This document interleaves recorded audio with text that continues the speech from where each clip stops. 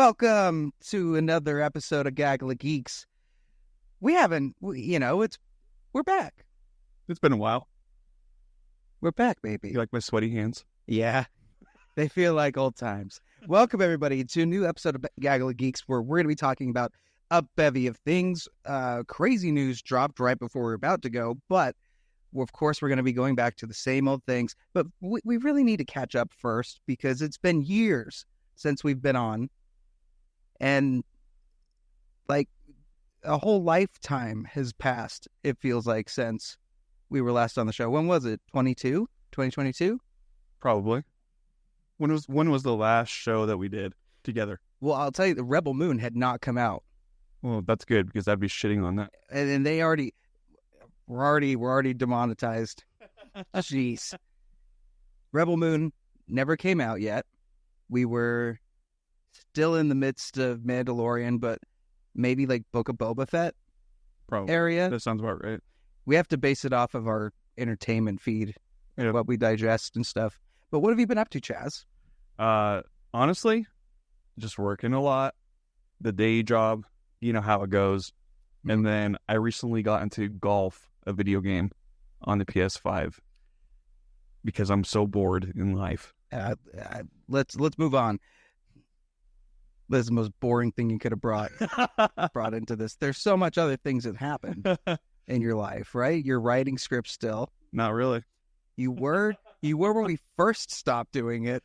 Yeah. So enough time has passed to where we can bring up stuff for that. Frank has grown a ton. We're probably going to see Frank when he comes through. Frank has grown.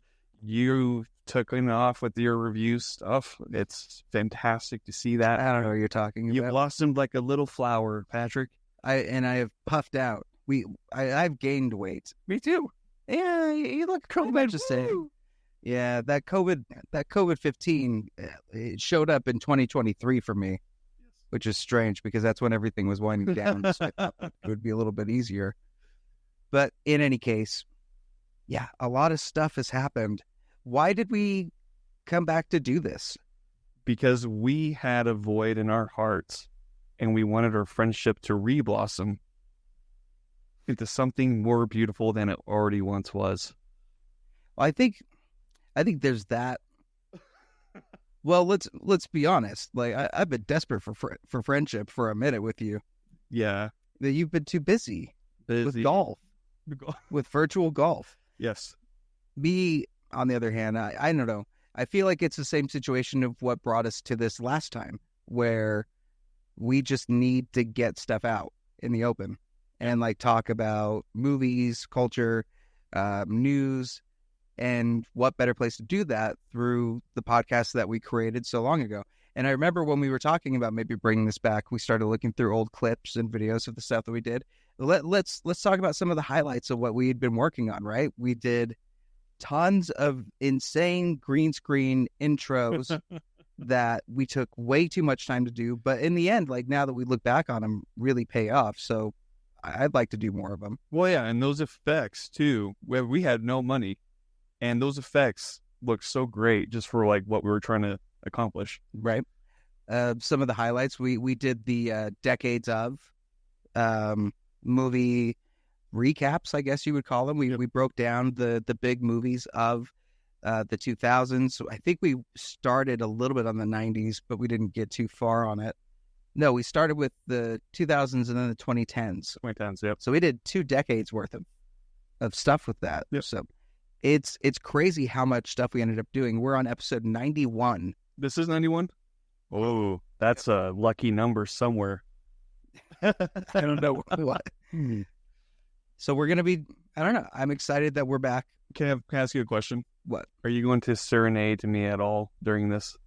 Not this episode. Because I missed that deeply. I don't have anything set up, and the music room's out there now. Also, if you don't realize already, I've moved. We're no longer in the garage. We are in my pseudo home theater, and it's nice to have air conditioning talking. I feel like I'm still sweating, though, so I don't know if that did much for me. But we're going to be switching up stuff as we go. Right now, I think it's a really good setup.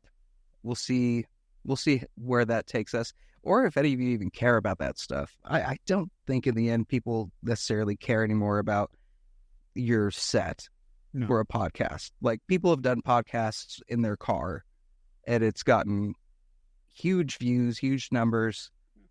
What do you think is the best? I think at the end of the day, it's the people that are talking to each other and like the good rapport that they have. And me and you, when we get past the camera stuff and we actually start wanting to physically hurt each other about some of the stuff that the things that come out of your mouth sometimes, Chaz, infuriate me to the point where I want to just shove popcorn into your face until you pass out. The stuff that comes out of my mouth? Yes, absolutely.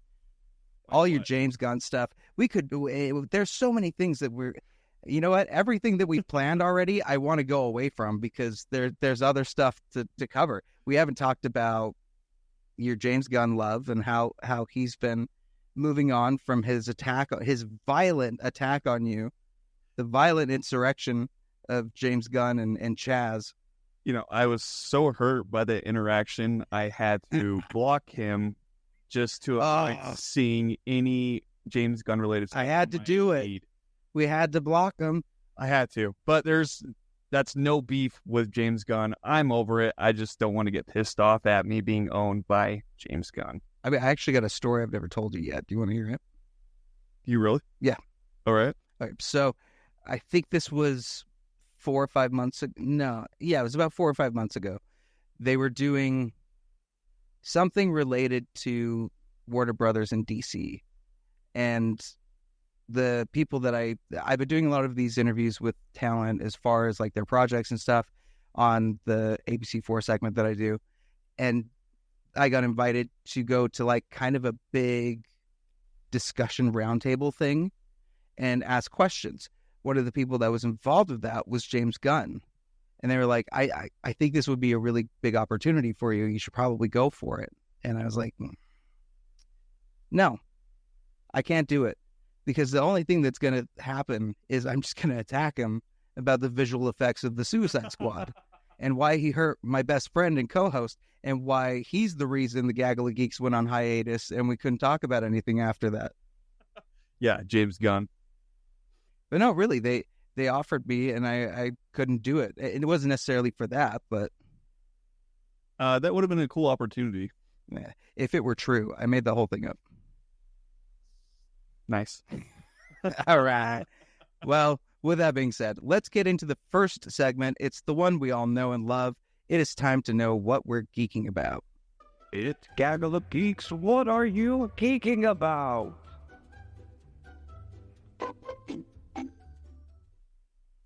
Ooh. Do we go first? Do you go first? Do I go first?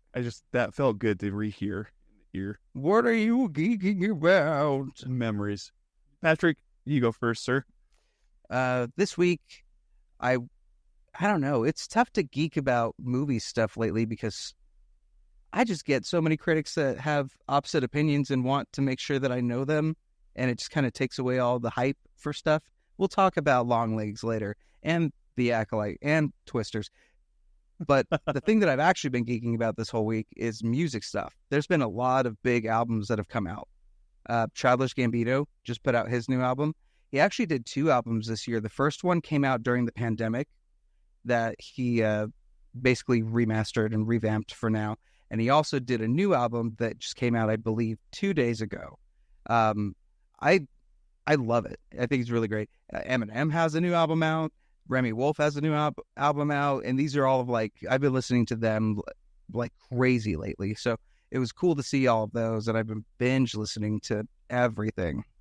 Yeah, Childish Gambino. I'm expecting myself to listen to that album because I like him a lot. I'm not sure why the remastered got their tracks retitled. Well, from what I understand, the reason that the album came out even in the first place during 2020 is legit Donald Glover's like, I might die, and had a Bo Burnham existential crisis and just threw it out as quickly as he could. And so after everything happened, he was like, well, that was a reaction, so I'm going to take that back and I'm going to do it the way I was planning on doing it and get it released. You have any favorite songs off that album? Off of the pandemic one? New one? is not really, not yet. Yeah. He's going a little bit back into like the 3005 realm where there's a lot more rap. There's a lot more. I feel like Redbone was just its own thing, and he's not really gone into that again. I wish he would a little, but still, it's Childish Gambino. And this is going to be the last time he's touring, too. He's coming to Salt Lake. Did you see that? No. Yeah, that could be a cool one. Are we going to go? I don't know, man. I hate people. We should go. I hate people. Dude, once in a lifetime concert if it's his last one as Gambino. Right, but let me ask you this, because I feel this way about most concerts and any type of like arena-based show. If it's an arena, well, I don't care. I don't want to go to it because there's hundreds of people, thousands of people. You see a little stick on stage, and you just have to look at the jumbotrons to know what's happening. Because obviously, I'm not going to be making enough to go down into the front row to see what's happening. I would much rather see like a small scale show with like a stand-up comic than I would to see a big stadium tour of a big artist. Yeah, I get that. Especially because arenas have really crappy seating the higher you go. And when you're taller, it's just really hard to get comfortable. Yeah, I know all about that. And because the venues themselves, like you're crammed in with everybody. You're in uncomfortable seating. Yep. And I just don't think you get the experience, because what if there's somebody in front of you that just wants to scream the song lyrics the whole time, and that's all you hear is just George screaming a Taylor Swift song? Well, let people just enjoy themselves at concerts. That's what they're there for. That's why I'm not going. That's why I wouldn't be there. Homie. I don't know. I felt like you agree with me, and now you're being confrontational. What have you been geeking about, Chaz? Nothing that exciting. I've just been I started watching Dark Matter on Apple TV. Good show. I like Joel Edgerton. I think he's a very underrated actor, and Jennifer Connelly's in it too, and it's just been really fun to see the original sci-fi take with a Apple produced TV show. And Apple produces high quality content, in my opinion. Yeah, I think they've been making really good TV shows. Yeah. Sunny, out right now. Check it out. I interviewed Rashida Jones. Nice. Boom. That was nice. Boom. Plug. Yeah. Just plug that in right there. I love that. What's been your favorite show this year? This year, ooh.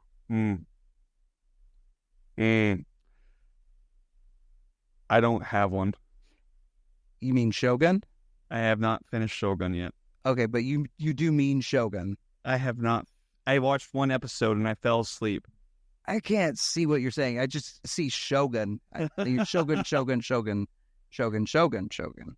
Is the bear Shogun, the bear Shogun. I hear. Oh, the bear. The bear is really good.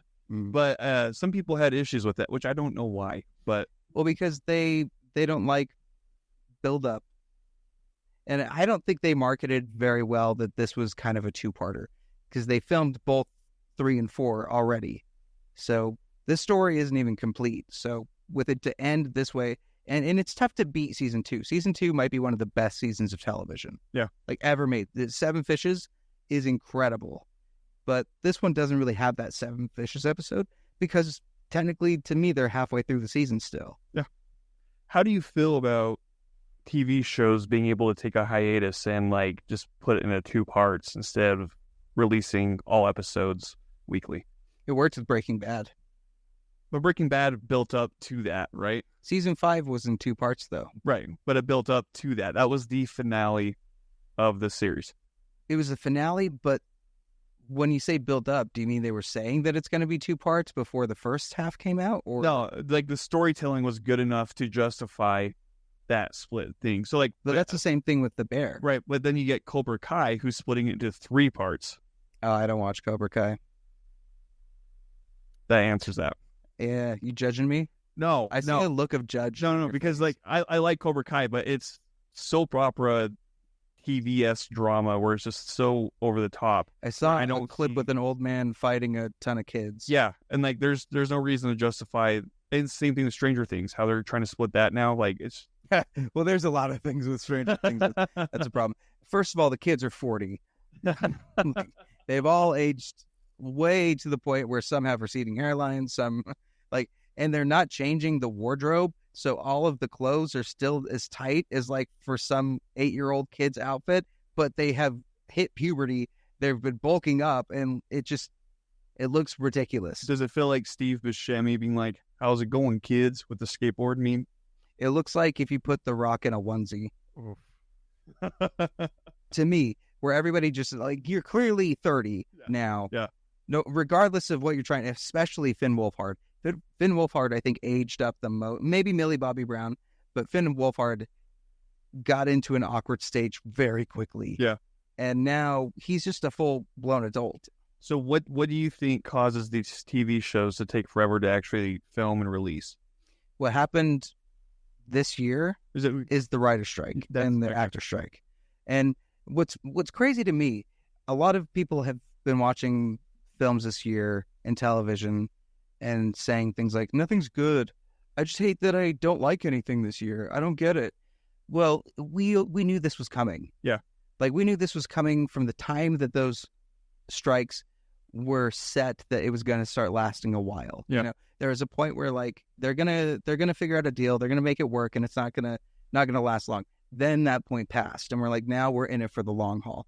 That's when I said, well, 2024 is technically going to be a wash, because a lot of the films that we're excited for aren't going to come out until 25. Just in respect to, no one's in a writer room right now trying to make this happen. Right. AI might have helped to make it happen, that's been the crazy thing too. You know what's weird about where we're at now in the show versus where we were? That this is a good litmus test. AI was not a topic of discussion. No. When we were doing Gaggle of Geeks. Not at all. Now, we could have a whole episode about why AI is causing so many problems. Do you trust half the content we've seen for it not to be written by AI so far? Or do you think some companies have taken shortcuts and utilized AI when they probably shouldn't have during the writer's strike? No, I feel like I'm starting to be able to tell when something's written by AI, especially, and if it's entirely written by AI, that's the problem. Yeah. To me, I think my work, my family's work, we all still utilize AI in some ways, right? As a tool, not as a means to an end. And if we can't use it for everything, we're just not going to be creative. You have to be creative with the tools that you have. So, say, for instance, this year, there's so much we can talk about. The Civil War posters that came out, right? That were generated by AI. You could argue that was a huge diss to artists that have been working so hard and making posters, and the art of posters. Some of the posters that came out in the 70s and 80s are incredibly done. Civil War use AI? Yeah, some of the posters that you'll see where they're showing the Las Vegas Sphere and Vegas in ruins, look closely at those skyscrapers and tell me that's actually Vegas. It's AI generated. And you don't find that out until after the fact, which I think that's the bigger issue, is that they're hiding that they're doing that because they know it's bad and it's not something that they should do. And just to look, I love A24, but that's a big whiff for A24. Because I know Shudder had a movie released with, was it Last Night with the Devil? They used a couple AI images. Late Night with the Devil. Late Night, yeah. They used a couple of AI Last images. Week Tonight with Satan. Yep. So, I'm not surprised. I can't believe we're dealing with all of this monotonous railway safety. That's John Oliver as Satan. And Last Week Tonight with Satan.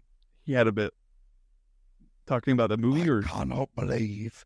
Do you think the devil would speak British? Have a British accent? He should be British. Yeah. Why is he always American? Yeah, and no, if anything, he should be Transylvanian. Ooh. I want a full Dracula devil. That'd be dope. I feel like Dracula's this close to being Satan. Which, by the way, Nosferatu. Yes, you excited for that one? Yes, buddy. I know that's one of your favorite directors. Yeah. Right next to James Gunn. Yeah, okay. Mm-hmm. We'll let you think that. So geeking. Let's go back. We went around for We did. What were you geeking about again? Dark Matter, the Apple TV show. Okay. You like it? I do like it. And I have also bought Civil War because I like that movie a lot. But I did not know about the AI use. Yeah, but that does should that not fall- take away. Look, the moral, ethical stuff aside, if you like something, you like something. Well, I don't care. Well, my question is too, like, does that fall on the filmmakers for like promotional stuff, or is that clearly like the studio and the production side, like the executives making all those calls for the marketing? Depends on how big you are. I feel like Alex Garland could have said, "Don't do that." Yeah. Especially with it being A24. If it were Disney and you were a new director doing a Marvel origin story, no, you don't have any say on how the posters or the marketing or any of that stuff goes. Yeah. But I think A24 has made such a point to say that we're artists first and that we're supporters of independent film and independent voices to then go and make AI posters, whether or not they did it or it went from a third-party company and they signed off on it or they didn't even realize it. That's a missight on them, and they need to be a lot more careful with what they're approving and what's going on. If they didn't know, but they'd have to have known. So who do you think of the independent studios? Let's talk like Neon and A24. Right. I like Film Nation too. Film Nation, yeah. Okay, let's include Bleecker them. Street. What of those four, which one do you think has the best use of marketing and a wider audience? Well, we'll talk about Long Legs later, but that was an example of good marketing. I think they all have good marketing, Yeah. you know. But A24 made a point this year to say that we're going into big budget, Yeah. and that we want to start making bigger films, and that kind of shrinked my butthole a little bit because I don't necessarily think that that's a good move for them. Yeah, because like, are they going to let the creatives tell their story still, or are they going to have a little bit more hands on it since it's a lot more money? Marvel. And the minute that you put more money into stuff, the more people have a say on what they need. Yep. And what they want. Yeah. And put it in it. I don't know.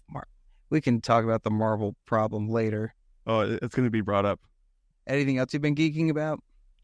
No, sir. My beautiful geek that I've missed so much. I know. Like you, though, I've been dabbling in music as well, but it's completely unrelated to any album releases or anything like that. It's just... You've been playing the pan flute? What you been doing? Mm-hmm. Yeah. The pan flute. Oh, have you played Baldur's Gate 3? No. All right.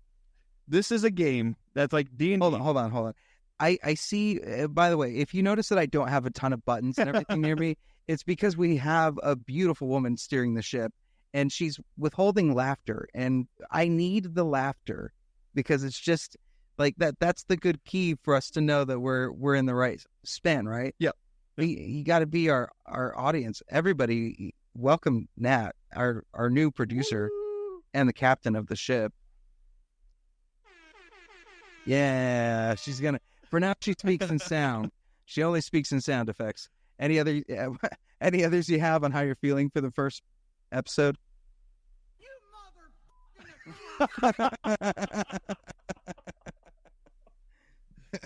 And I've missed those so much. More sound effects, please. All right, that wraps up. What are you geeking about? If you want us to know what you've been geeking about, leave a comment down below. Make sure that you check out all of our Facebook, Instagram, and let us know. Let's move on to the News Day with Chaz. All right. Well, I'm glad we brought up Marvel, sir, because right off the back, let's just talk about how the Russo brothers are in early talks to direct Avengers 5. But debunked by Feige already. That's on the Empire. Cool. They're on the Hollywood dark side. Reporter and Deadline. Cool. Who was it debunked by? What? Who was it debunked by? Huh? Who? What? Who was it debunked? What? Okay. Kevin Feige. It is? Yeah. Why is it During an still up interview. on their sites then? I don't know. I'm calling bullshit. Here's the thing. The news media. Here's the thing, dude. Kevin Feige, Marvel has been in the toilet bowl in the last few years. Both their mainstream content in the theaters and their TV shows. It is a lot of content to take in. And then they're like, oh my gosh, why are ratings falling? And it's because they don't let their people tell the stories they want to tell. They want to please their shareholders. So with this whole Avengers 5 thing, and by the way, let's talk about the whole, thing with Jonathan Majors too, and like how Do we have to? oh yeah, because Where's the sound effect button? This I can't have this. Disney has not had good track record in the 2020s. Exactly. That's a good job. So they're trying to fix their course of action, and I want to believe that they reached out to Russo brothers because they're desperate to get back on track to become what they once were. I suppose. I'm not yawning because that was boring or anything. But also, if you look at the Blade drama that was announced in 2019, still hasn't found a director, and somehow Ollie's still attached to the project, right, as Blade. It's weird, dude. And then now he's saying that, Wolverine and Deadpool is supposed to tie it back in, maybe, I don't know, 8, on a scale of 1 to 10, 8, right, in terms of impact. Well, the quote was, if Infinity War was a 9 and Endgame was a 10, as far as how this is going to affect the future of the Marvel Universe, Deadpool and Wolverine is an 8. So that, to me, just screams they're going desperate. They're going to retcon a lot of... So in terms of fan base, you want to talk about retconning, Marvel is more guilty of it than Star Wars in a lot of ways. Bringing back Logan, who died. They took out an entire... Like, they literally said every expanded universe thing is no longer correct. Like, that's a purge that Thanos would even be like, at least keep half. Yeah. I disagree. I think Star Wars is worse. We'll find out. Marvel has the issue that they just have too many things that they want to do. Right. And we are oversaturated with stuff. So I'm really proud of them for actually like holding back this year and taking their time and saying, we're going to put out Deadpool and Wolverine. This will be our only thing for the year. Well, actually, no. House of Harkness, Agatha All Along will be the next thing. But I'm actually very excited for that. WandaVision was probably one of my favorite Disney Plus shows. Ooh. What? Disgusting. Whoa. This was the start of Disney's downfall with Marvel, dude. WandaVision was not the start. It was, because it wasn't. You started trying to tie in TV shows. TV. What are you saying? The second you try to start tying in TV shows into a cinematic universe, the more risk you losing a mainstream audience. Cap. And then the more content you're forced to produce, which is going to be half-assed. Cap. WandaVision was the first one. They spent their time. The first one was a failure. Oh, no. It was genre bending. And be like, okay, on to the next one. Now, here's where it actually failed. It failed once Doctor Strange and Multiverse of Madness came out. No. And they completely retconned Scarlet Witch's character arc, made her a villain for no discernible reason. Made her a little stupid, too, at the same time. Dude, Sam Raimi cooked in that movie. Yeah, he cooked a completely weird, random... He got to be Sam Raimi, dude. Oh, how cool. Let's do a montage going through 20 universes and spend no time in any of them, even though the whole thing is called Multiverse of Madness. But why would you need five frames of paint? They explored the multiverse better than Spider-Man did. Yeah, but that's not saying anything better. They weren't really about a multiverse with that. In fact, No Way Home was about the fallout from Far From Home. Do you still like Far Away, or whatever it's called, the Far From Home? Yeah. You still do? Oh yeah. Because I was watching one of our last episodes, and there was a moment when you freaked out on me because I was making fun of Doc Ock, and you're like, we're not. Why bring up the past? Why bring up the past, Chaz? Because I want to see if you still felt that way, so I can just be like dingle in front of your face, be like, oh, is this still the case? Yeah, it's still the case. Dang. Why don't you like it? I never liked it. Ugh. I was critical when the trailer came out, and I was critical when the final product came out. So Kevin Feige says Deadpool and Wolverine are going to be a big part of the Marvel Universe. Yeah, then what's the point of killing off Logan? He wasn't a part of that. What's the point of killing off Logan? What's the point of killing off a main character and then just bringing him back? Because it's an alternate universe. Hugh Jackman wanted to. That's lazy writing, dude. Lazy writing. They should have utilized that in the first Deadpool movie. Get your damn finger out of my face. I don't know what you're doing with that thing. I'm going to sick Frank on you. He's nodded off. He's completely passed out now because of this. Okay, well, if that is false by Kevin Feige, I guess I will retract that. But in other news, he did confirm that Blade will be R-rated. And it comes out in 2052. I'll believe it when I see it. in other news, we got Sundance reveals 6 competitors. Yeah, Sundance are being real bachelor people, huh? The good news is Park City is among them still. So there's a chance they could stay in Utah. How do you feel about that? Since you've covered Sundance extensively. Yeah, I've been covering it since 2019 actually. Yeah. I don't think there's any reason for them to leave. You think it's money related? I think it's money, it's greed, it's money related. It's almost a show. You know how like The Bachelor happens and then it comes to find out, oh, they already knew the person that they were going to pick before the show started. Kind of feels like that, where it's like, this is all just some big charade to make a big deal, see if somebody just pulls out a ton of money, or if Park City and the state of Utah are actually going to pull out a ton of money for it. Yeah. Which I don't know if they will, to be honest. Do you think Sundance has become too mainstream to be considered independent, like an independent festival? Because it was in the 90s, right? When it first started, it was all about independent cinema.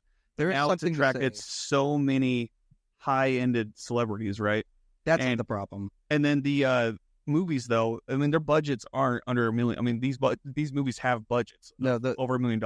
Those aren't the problem. Isn't the celebrities, because so many celebrities go into independent film and will take stuff.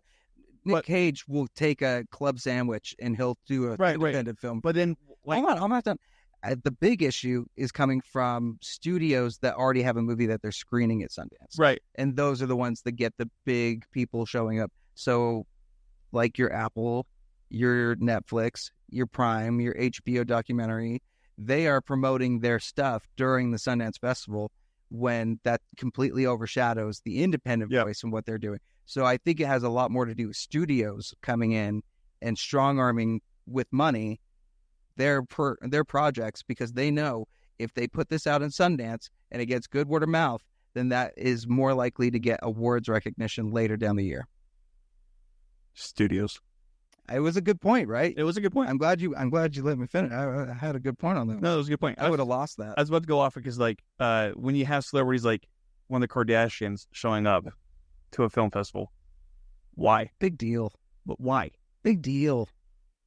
Why, though? Because maybe they want to watch a movie. Do you think Kim Kardashian wants to watch an art house independent movie? Maybe. If she does, more props to her. But also, isn't that all Pete Davidson ever did? Was art house independent films? Maybe she's looking for the next Pete. Maybe. Yeah, she's looking for a Pete. I think we're all looking for a Pete. I said P. I didn't say Pete. Oh. If you're looking, it's okay to look. I mean, to each their, it's fine. I don't think studios should be promoting their work that heavily at film festivals. I think there needs to be something else. Because I know there's a lot of distributors there looking, for movies. Purchasing them is one thing. Yeah. Being a studio looking to buy one is one thing, but showing up with one already, and I know it's kind of a hypocritical thing to say because I loved Hitman, and that came out. Oh, I think it debuted at Sundance, right? Yeah. But that was already a done film by Netflix. I still really liked it, but did it necessarily need to be at Sundance? No. I don't think so. Although Richard Linklater is an independent director. It does have that background. Yeah. So I guess that's my question. I was like, is there too much money flowing around in the independent circuit to be considered independent right now? Yeah. Is it only Sundance that's guilty of this though? No. I think pretty much every. I think the bigger you get, the more of a risk you have of being kind of hijacked by the studio system. South by Southwest is basically just a and then pop culture presentation. I know Atlanta was part of the whole talks of where to move Sundance to, which makes sense though because that's where a lot. I know, but that's where a lot of productions take place. Could you imagine Sundance anywhere else but Park City? No, I can't. But I'm not surprised. Park City is so inherently Sundance that it just makes zero sense. And if this goes through, wouldn't this next year technically be the last year? I believe so. Yeah, so we are looking down the barrel of a potential last year for Sundance. 2027. Yeah. Yeah, that's okay. So we'd still have a couple more years, actually. Still a couple, and then I got one more for news. Yes, Twisters broke a box office record of the most money made for a disaster film on opening weekend. Guess what? The day after tomorrow, 2004. I could see day after. Yeah. So it beat it with an $80.5 million domestic opening. See, and that's why there's some power with Glenn Powell. Yes. Like, I do think, I know we've been talking about, like, oh, the leading man is dead now. There's no Hollywood stars anymore. But then Glenn Powell shows his cute dog, and I'm like, I'll watch him clean a floor. Well, because last year it felt like it was the summer of Ryan Gosling with Barbie, right? And Margot. And Margot, yeah. But then this year it felt like it was going to be another And year. Cillian Murphy, like Barbenheimer. Yeah, but then this year it also felt like another year for Ryan Gosling, right? Because of Fall Guy. No, I think they wanted to. I know, that's what they were marketing. That's what made it not be that. And then all of a sudden Glenn Powell said, "Hold my beer." It started with Hitman. Yep. And then he That just came out and, No, it started with Anyone But You. Let's be real. It started with the Sydney Sweeney oh God, rom-com. good for them. That's what did it. And then Top Gun Maverick before that. Yep. We got our look at him, and he's just been crushing it every time. Yep. Like, I really think he's a great actor, and I hope he stays away from Marvel or DC for the foreseeable future. I guess we'll find out. Keep doing these things. Yep. Like, if you can make a great Twister sequel, which nobody asks for, and have a great director like Lee Isaac Chung, who graduated from the University of Utah, something like that, and still have it feel like the original, I don't know. Keep going with that. Yeah. Who do you want him to work with next? I want to see him take an artsy-fartsy movie. Darren Aronofsky. He could be the whale. Like, I could see him going psychologically dark. Yeah. You mean like a new Spy Kids? No. You know, he was in Spy Kids. I did not until I've been reading all these articles. I'm like, get out of here. There's no way. The crazy thing with Spy Kids is you see so many top talent that did those. Yeah. It's crazy. Do you like Spy Kids? Do you want a revival of Spy Kids? I love Spy Kids. Is it because they have little toes dudes just running around? Yep. Yep. I want to suck on him. That's when I knew I had a foot fetish at that young of an age. And with that said, that is the news with Chaz. Let's go into our next topic. What is it? Oh yeah, President Biden dropped out of the race. You almost made me forget about that. So this will be just a really quick thing because we don't want to get political with this, no. Especially right now when like anything anybody says is an automatic. We're gonna try to cancel you, get you kicked out of your job for Tenacious D and all that stuff. Yeah. But this is huge news. Now the presumptive nominee is out, and the Democrats really don't have any answer right now. We have some ideas of who's going to be who, but yeah. What did you think when? Actually, we know what you think when you first saw it. Go ahead and hit that sound effect, Nat.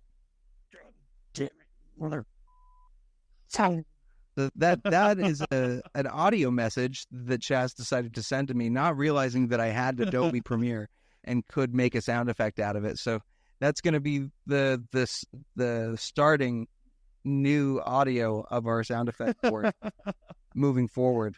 I love it. It's high quality now. Mm-hmm. It works. So yeah, what are your thoughts overall with it? I'm just gonna say, buckle up. It's gonna be a ride. I wish I could swear. Yes, I would do the Succession one. Buckle up, Chuckle. You know, if I say it like Biden, can it work? Buckle up, Chuckle. It's going. We're going down, and we're gonna take out Medicaid, and we're gonna. I don't like how good you are, dude. No, we're gonna have Weird Al Yankovic as our press secretary. All you're missing is the aviators. Yeah, do the little like smile. Now, here's what I think. At the end of the day, he's still gonna go down as a great president and someone that inherited a ton of stuff from COVID, got us out of a lot of stuff. Inflation still sucks, but at the end of the day, at least we aren't going to say, and he was selfish and held on to a nomination when, at this point, I think most everybody can agree he cannot win. Now, and here's the thing, too. He's had a long career in politics. He's had a very hard life with a lot of his personal life stuff, The fact he even became president is kind of a great thing. And he tried over and over again. At least he's stepping down with some dignity and he's just being honest about it. So wish you the best. He came in with COVID and he's going out with COVID. It's true. I don't say that though. It's true. You're saying that, but like he has COVID, and what if he actually I don't mean it like that. We're not. Then we can clip Shane that. Gillis. We're not gonna predict that. But it is interesting that he was like, I guess I'd drop out if I got a sign from God. And then 2 hours later, he was diagnosed with COVID. If that's not a sign, I don't know what is. Buckle up. Yep. We'll not talk about this anymore for the foreseeable future. But that happened like literally right before we started. And I don't think we could have gone through this without bringing it up at least once. It's like right as I was leaving, you texted me. It's like, oh. Say what? Yep. So that was fun. Now what? What's the next segment? I need to just talk. It's Acolyte. Whoa. Uh-oh. Well, Biden, don't need you. Get out of here. We don't know. You're a sucker. You're all suckers. They're like, politics? Nope. No, we're not talking politics. Oh, we're going to win him back with Acolyte. That's for sure. Can't wait to... Oh, man. You ready for this, people? First of all, big disclaimer. I don't care if you liked it or disliked it. It's fine. It's fine. Okay. Here's what I care about. Just being annoying. Like, and I know that sounds childish, but Star Wars fans have lost their minds on both ends of this. Star Wars is as divisive and toxic as our political landscape right now. And I don't think I'm being facetious with that. Like, they are... If you like something, you're a shill. If you dislike something, you're a racist. It does not end. It's or you're arguing in bad faith. I don't know what to do anymore with these people. It's tough to even review Star Wars stuff, especially if they are only giving you like a couple of episodes, because whatever you say, you're going to get someone saying something back to you. Yeah, here's the thing with the Star Wars stuff is... it's worse than Snyder people. Yeah, but I'm also convinced that half of the rage bait tweets or responses or whatever on social media, pretty sure like half those are just angry bots. Yeah. Well, then there's Star Wars Theory. Are you been watching? Nope, I blocked him. Oh boy, we need to. One episode needs to be just looking through all of the people Chaz has blocked. No, just laughing. But he was. Why would you block Mr. Rogers?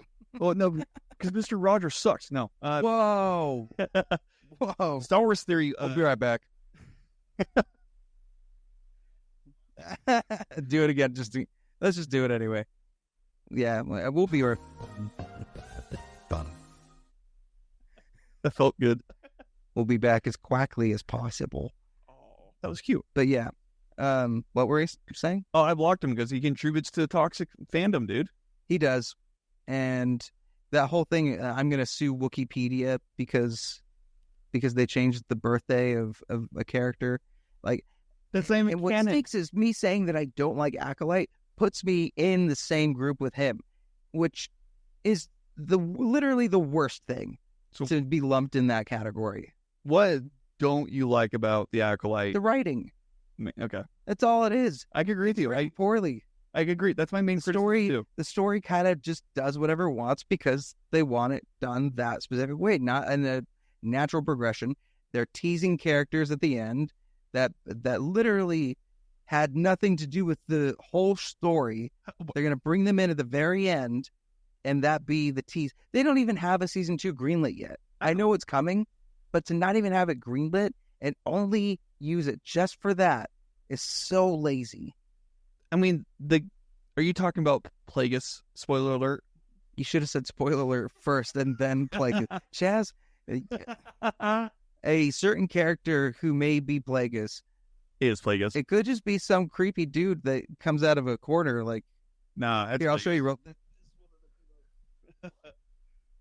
Hold on. What did? Oh, okay.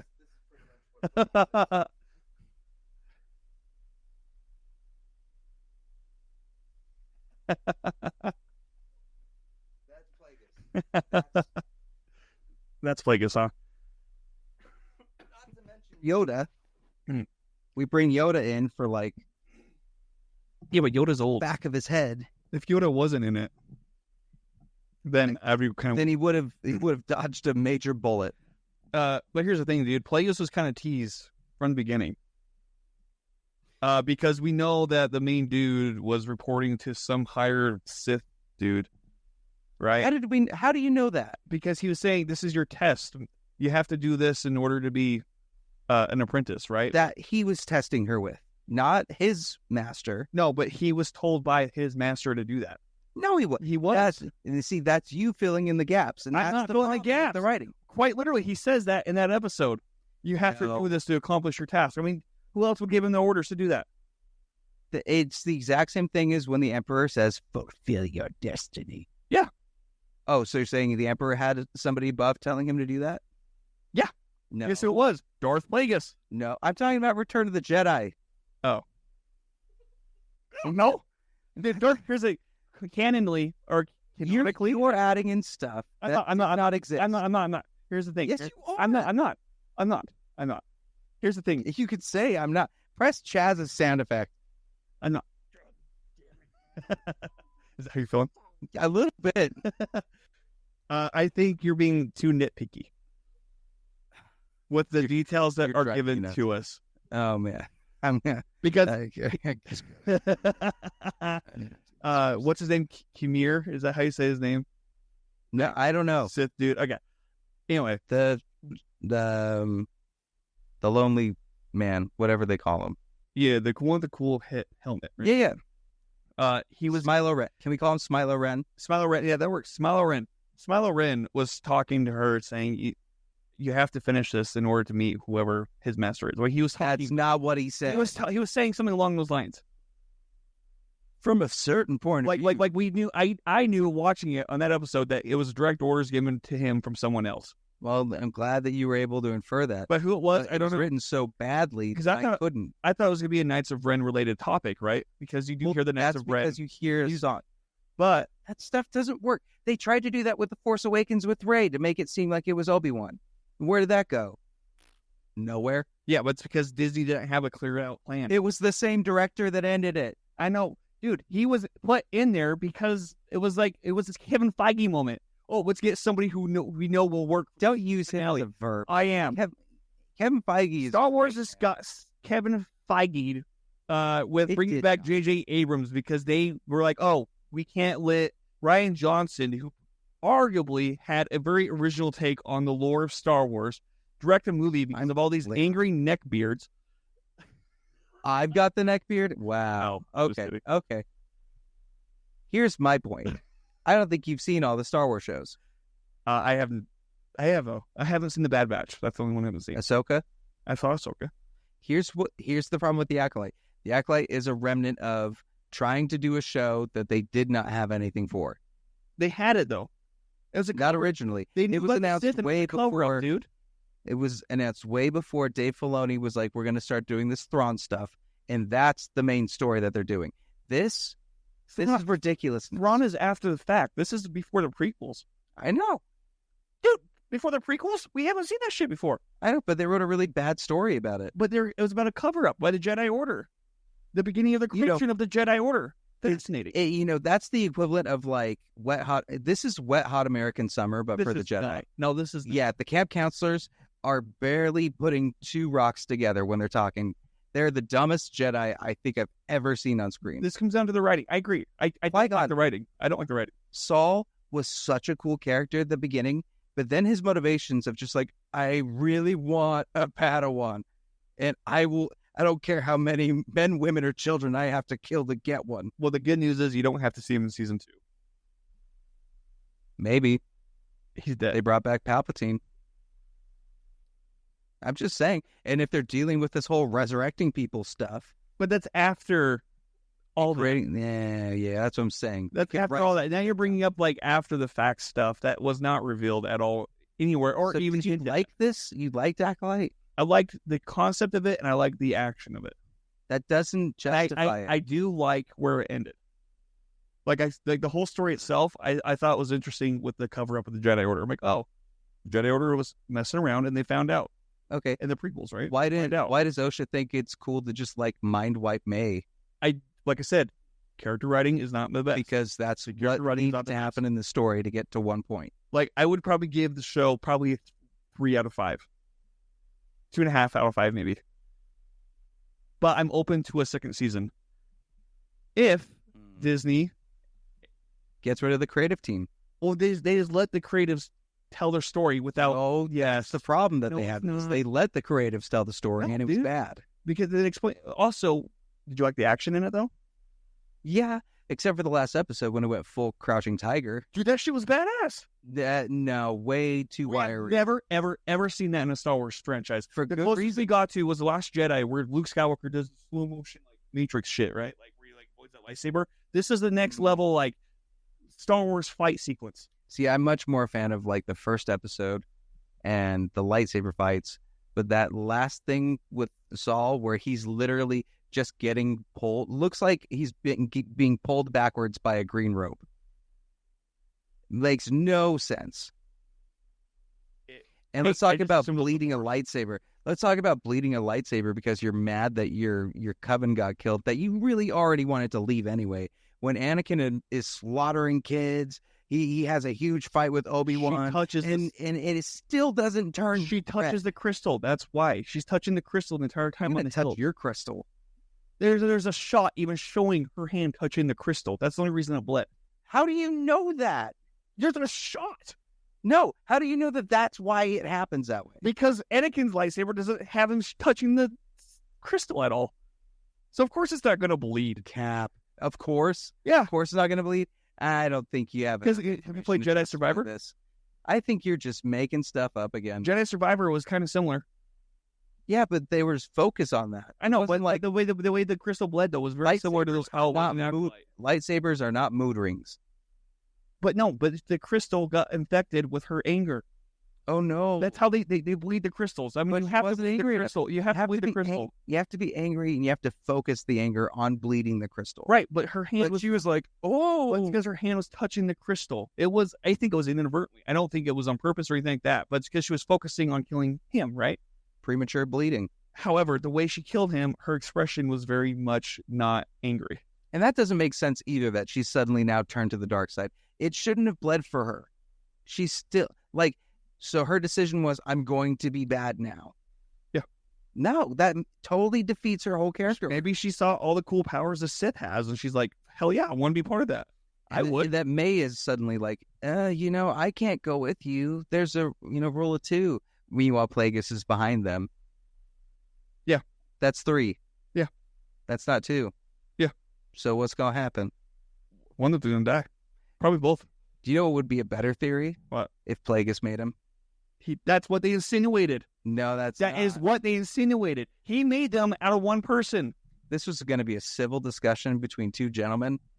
I know, but I'm saying he was like they were the test subject before Anakin was Anakin. How's that? It's going to ruin the whole first test subject. So something happened with that, and then he's like, oh wait, I can still make it in one person only. Then Anakin, then he's like, oh, he was actually born. I'm terrified. And then Palpatine's like, yeah. And then Palpatine killed him. Palpatine's not even alive at this point. Not at this point, but Plagueis is alive during episode 1. In the books, at least. We'll see. Plagueis doesn't create Anakin. The Force does.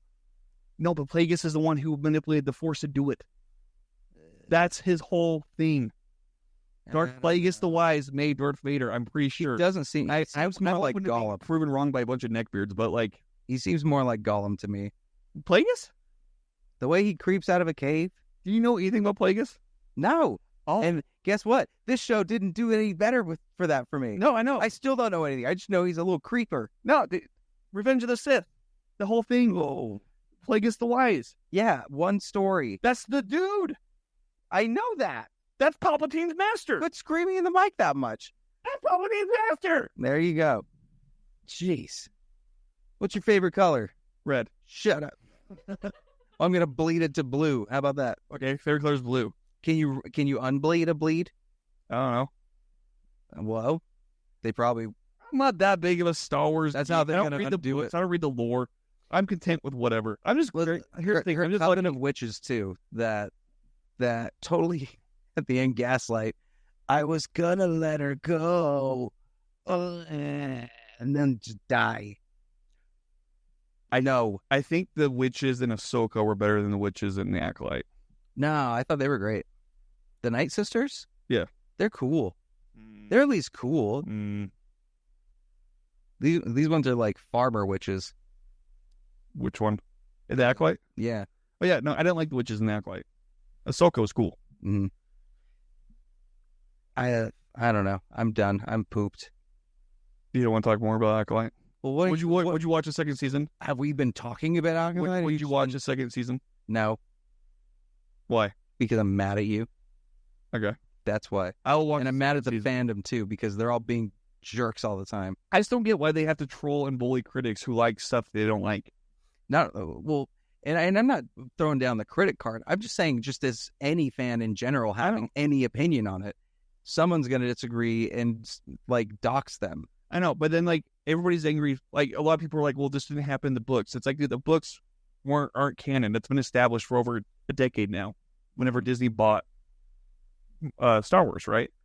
So all they're doing is hitting. That's why I think there are a lot of them are bots and trolls meant for engagement. I don't think they're real people behind those. Do you think James Gunn is a bot? Huh? Is James Gunn a bot? No. He is. By the way, I will watch Superman. I don't know, because it looks really good. No. Yeah, because it looks amazing. I know. It does. It looks really good. I'm just willing to give him a chance, you know? He's got his briefs back on. He's got his briefs on. The cape looks great. It's going to be good. I just can't wait until we never have to make another Superman movie ever. That's not That's not going to happen. Ugh. So, overall, what did you end up giving the Acolyte? a skip it. I've given up rating. Okay. What's the point? I don't know. They're just going to compare it and judge that too. Yeah. It's not the worst. It's not Book of Boba Fett, but it's probably next to. I'm sorry you didn't enjoy it. I like the first 4 episodes. You really didn't like the last fight, though, with Soul? Fight scenes are one thing, but story is another. The story isn't bad, though. I love the Revenge of the Sith fighting. The dialogue is ridiculous. Well, it's because it's George Lucas. Right. In a way, this is very reminiscent of George Lucas writing. Oh. Nah. See, he writes clunky dialogue. This was clunky dialogue. They just write mistakes. Like full character changes. But George Lucas also gave us Jar Jar Binks. Yeah, and Ahmed Best is the coolest. Jar Jar was great for me growing up. I love Jar Jar. How do you feel about Jar Jar's arc in the whole universe? It's funny. Why? Where does he end up? Because that dummy's the one that gave control to the Emperor. I think it's hilarious that that's what happens. They need to do like a follow up to like, Jar Jar's just been like chugging death sticks and Misa ruined everything. Somewhere on Coruscant. Mm-hmm. He's just down on the streets of Coruscant as like a homeless beggar. You so wanting me touching you for some money? See what I can do with my tongue. Oh, yeah. So no, Acolyte, not for me. And Star Wars fans, chill. Just chill out. I agree. Chill out. It's cool that you can like something and someone else can not like it. But when you're like, but you seem a bit racist, that's where I draw the line. Or you seem like you're like those racist. Oh, yeah. Which, don't get me wrong, the people that don't like stuff or the people that do like it a lot, especially if it's coming from Twitter or social media where they're really vamping it, they have ulterior motives. But should we also keep in mind that we are not the target audience? Who was the target audience? Not people in their 30s. I think it was for us. I don't think it was. Star Wars isn't for us. I don't know who. Star Wars. Look at Mandalorian and Baby Yoda. It's all geared toward the younger kids, dude.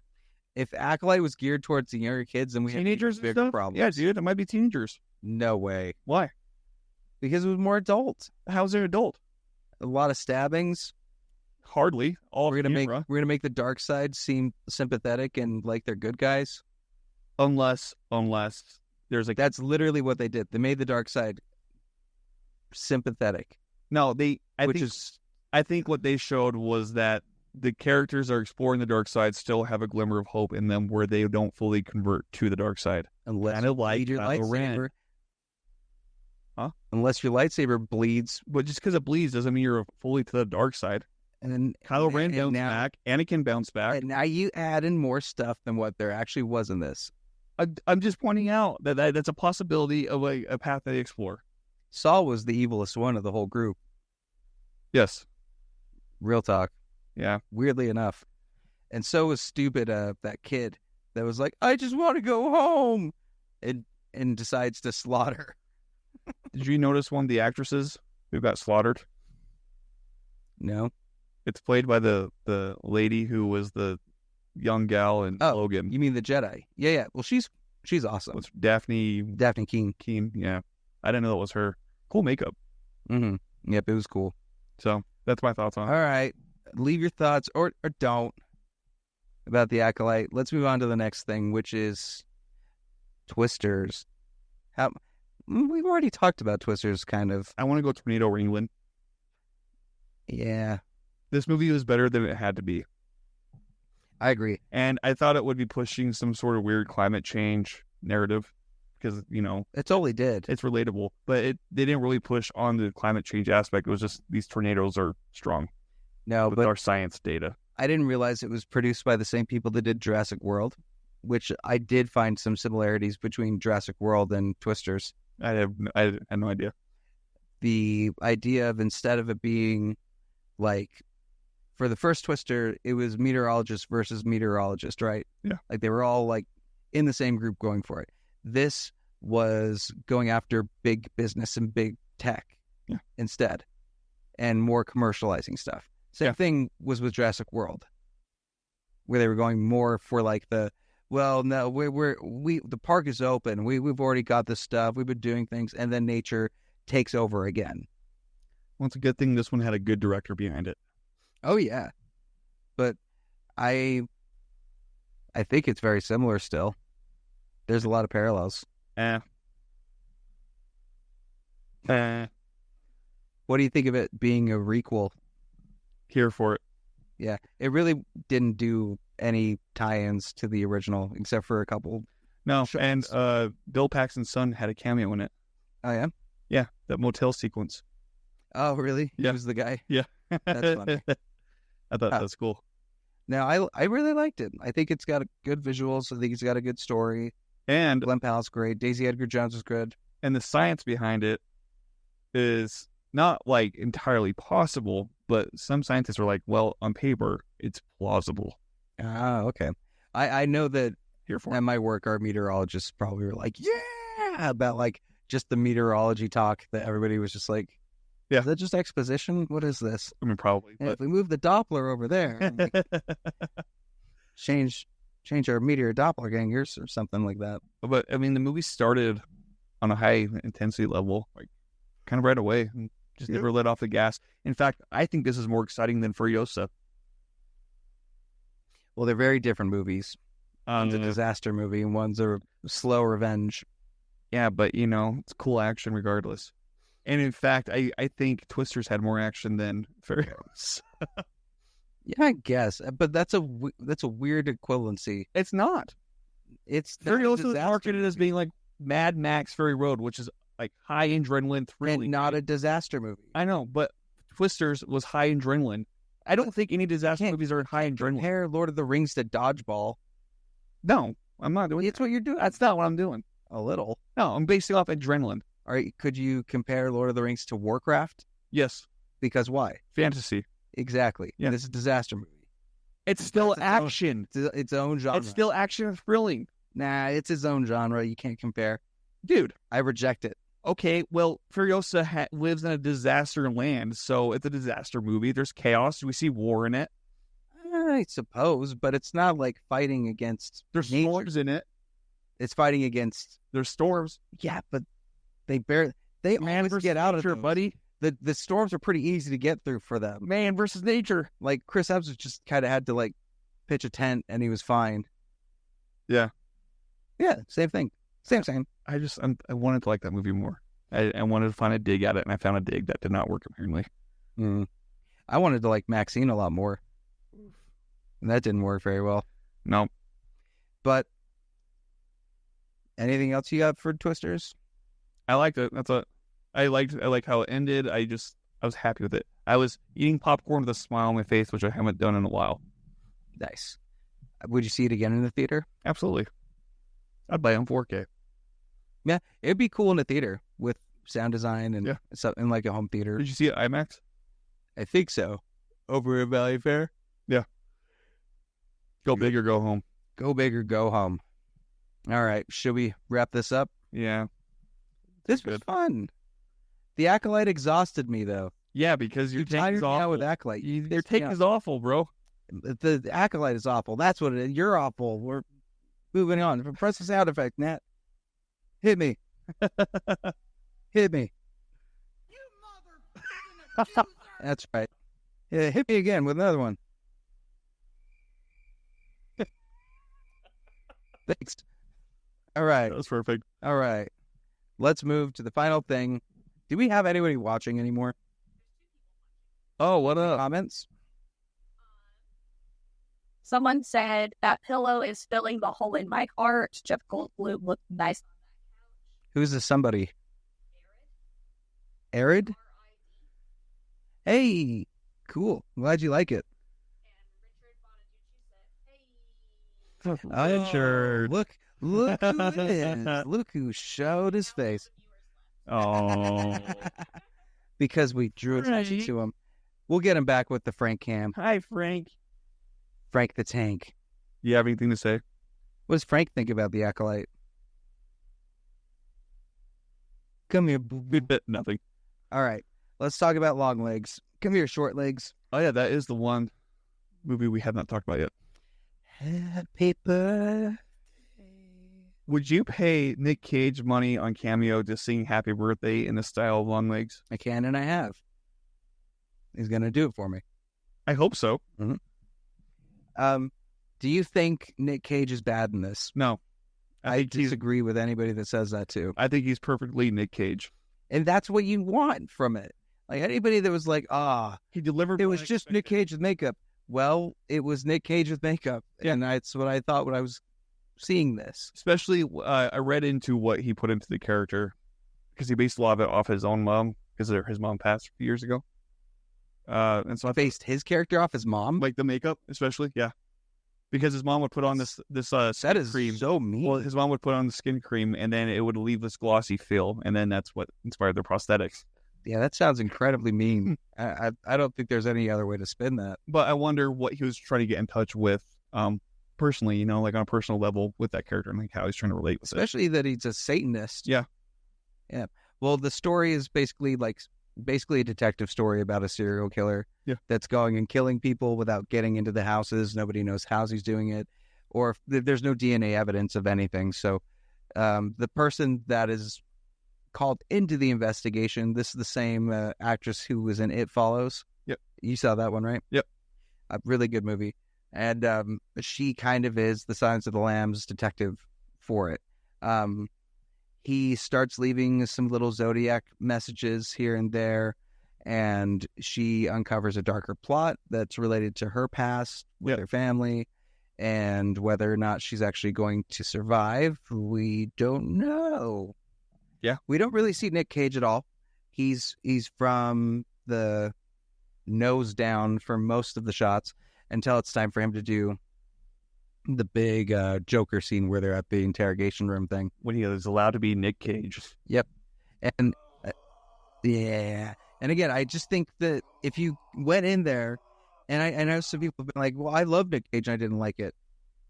That's fine. Yeah. I think some people like different types of Nick Cages too. Yeah. I like my crazy. Yeah. Like, I like crazy Nick Cage, I like National Treasure Nick Cage, and I like Pig Nick Cage. Yeah. And those are very different versions. that are still him more than the character, in my opinion. Yeah. So I enjoyed it. I think it's something that if people are going and watching like a detective thriller, this has a lot more of a paranormal twist to it, that if you like those kind of things, like the Exorcist stuff, it'll freak you out really good. Yeah. But I could see why it'll turn off a lot of people for that. Yeah, my expectations were a little too high, but it's because I saw comparisons to Hereditary. Mm. And, you know, that movie is my personal. Well, you were telling me that it was Hereditary. Well, it's because I was telling you that's what I read. Yeah, not even a little bit. No, and so if you go in expecting that, so then I'm like, well, maybe people should stop comparing anything satanic to Hereditary. I just think people should stop comparing things before things come out. Yeah. Like, just stop relying. Real talk, people that are seeing these things very early, like these early screenings, are going to be biased. Yeah. At the end of the day, especially if they're really hype about it.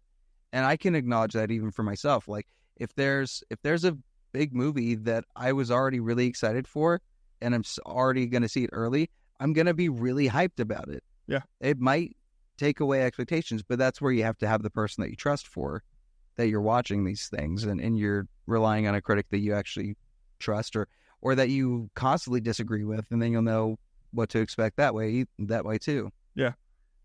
Fun fact too. So Osgood Perkins, the first movie I saw of his was the Gretel and Hansel. Mhm. Came out a couple years ago. That's also the first movie I wrote a review. Is for that your the one site. with Hawkeye? No. Oh, yeah, I remember this. Yeah, but that's the first review I wrote for your site in 2020. Oh, nice. So I thought that was Full cool. circle. Yeah, but similar, like that movie. Or full upside down triangle. Ooh. Yeah. I think Perkins has a really cool aesthetic though of his movies. Mm. It's very dark. Very dark, but then he also has a really quirky sense of humor and like writing to his stuff too, where it's like just a unique touch on a tale that's already been told. Do it 4 more times. Yeah. And now it's the MCU for them. Yeah. That's my beef with Maxine.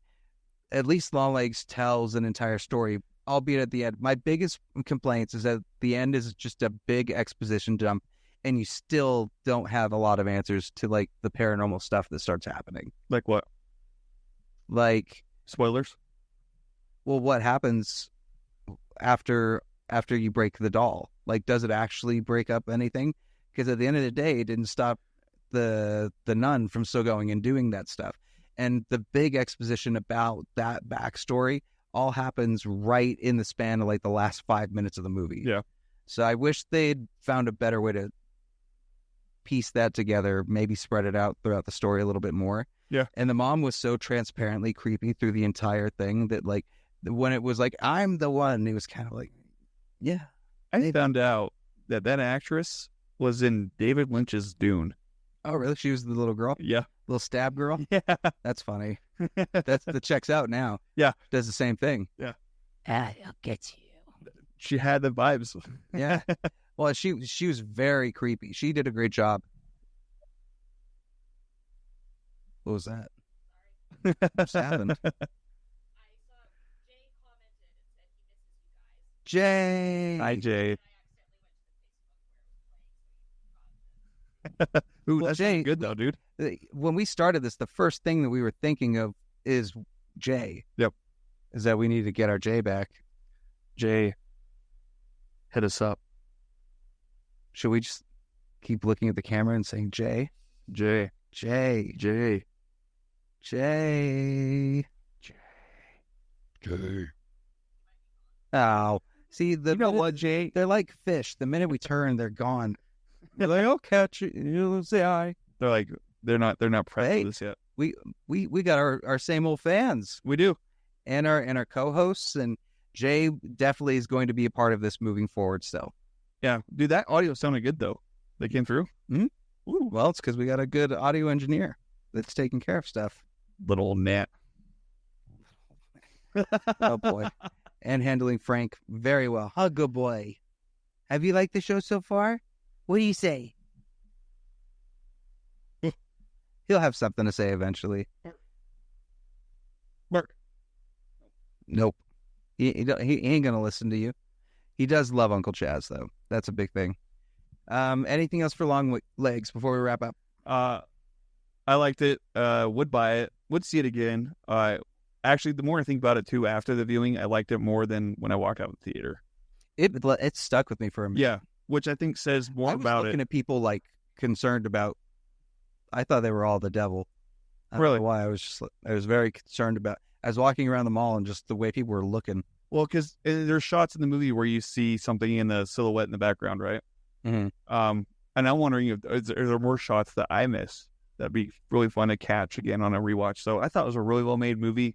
The marketing is genius. No, I think the marketing was clever, but it did get people too hyped for something That's the point of the movie wasn't. That's not bad though. If the movie can't deliver on what the marketing is, that is bad. That's not bad though, because You have to accurately the marketing define what your movie is. like all the trailers only showed stuff from like the first 20 minutes of the movie. I mean, like if they had marketed Furiosa differently, I think people would have liked it more. No. Yep. They kept you can't fix what was wrong with Furiosa. They kept trying to make Furiosa look like a hard-hitting action just like Mad Max. But it wasn't. It was a slower-paced revenge thriller. It just was. Disagree. Like no, Mad Max is like foot to the gas pedal from beginning to end. Yeah. And that's not what this movie was. No. This movie, if anything, was rounding out the Mad Max universe and like explaining how all the warring factions communicate with each other, Bullet Farm, Gastown, all the stuff that we've seen from the previous films. It itself almost feels like a history lesson in a way. Furiosa is a movie we didn't need. Oh boy. I think a big part of it is that they didn't include Charlize Theron. No, but I mean, Anya Taylor did good. The performances were good. If they'd included Charlize Theron for at least a chunk of it when she aged to that point, that would have been cool. Because my biggest thing though is like if you're going to be in the same universe and try to do a prequel, you have to have the same feel and vibe as the movie that set the expectations before, right? Like Mad Max. This one was even like the action wasn't like that, but also like the use of CGI was more obvious than what it was on Mad Max. Mad Max, It wasn't. CGI. It wasn't very good. No, and it just felt like they were working off pre-existing templates more than anything else. So, that's my beef with Furiosa. But that's my point with the marketing. If they can't market it correctly to what the movie is, you're unlikely to have like there have been lawsuits about that. But like the Ryan Gosling Drive movie had straight up lawsuits because people thought that they were walking into a Fast and Furious. that's clever marketing though. It got them sued. but it's clever. No, it's not. It is. It's clever in a really stupid way. It's not though. Some people are clever with. It's clever in a very Terrence Howard With long kind of way. What were where he thinks he's clever by saying one times one equals two. What were you expecting with the long legs marketing? With long legs? Oh, I see. I wasn't really paying attention to any of it. So you can't. I wouldn't blame then. No, I blame it because people that had seen the marketing were disappointed because they thought this was going to be much more of like a Seven or like a Silence of the Lambs or any of that But stuff. it's clearly inspired by those. Inspired, but that's not what it was. That's good though. I mean, it's original. It was obviously had its inspirations, and if people had those expectations, that's on them, not the filmmakers or the marketing. And the marketing, not The marketing knew the audience. I don't know. Yes, Matt. Question? Old Guard Part 2. I'm assuming in reference to.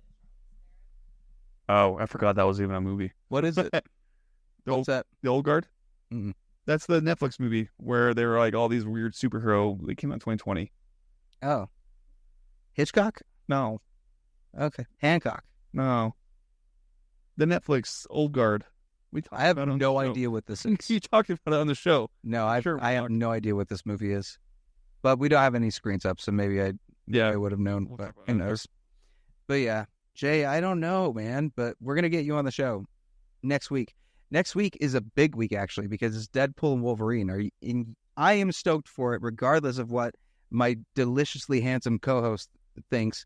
It's still gonna be good, and I just can't wait to see how many cameos we get, how many people show up. My hope is Jennifer Garner shows up as Elektra, and Wesley Snipes Blade.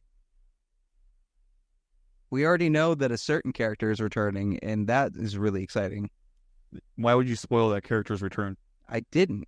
I know, but the marketing for that, that's bad marketing. See, That is bad All marketing. right, press the button. Thank you, everybody, so much for watching. Make sure that you like, subscribe, comment on anything that you've liked with this. If you want to see Chaz on Twitter, block people. Just don't say anything mean to him or don't comment about special effects designs. Check me out on ABC4. Go see Cedar Skip It episodes. Check out reviews, interviews, news. That is all for this one. Thank you so much, and we will be back with you as quickly as possible. That was cute.